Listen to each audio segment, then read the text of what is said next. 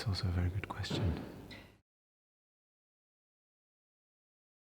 Working on my own, before I think I thought of myself being somebody who's really independent, but being outside of your comfort zone, working in a very remote country, figuring it all out on yourself is a very challenging thing to do. I loved the fact that I was personally developing a lot.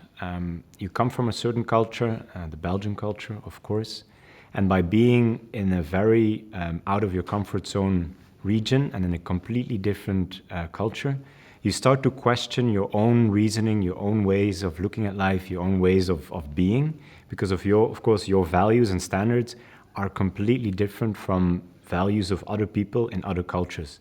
And it's very interesting to learn that about yourself by interacting with a completely different culture.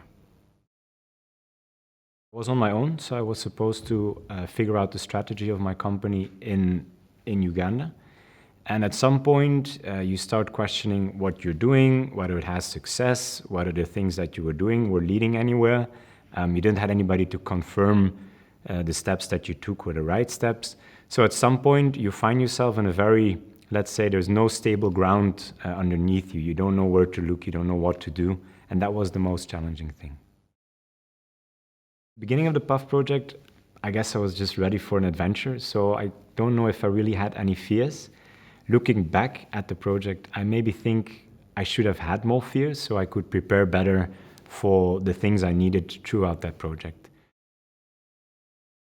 The most important professional skill for me was negotiating.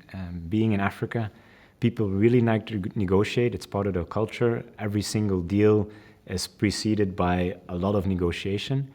And for a Western person, it's actually a bit of an uncomfortable thing to do. It becomes with a lot of emotions. It feels as if you're like not respecting the other person's proposal. And I think it's a very strong business skill to have, to be able to get the best out of a deal.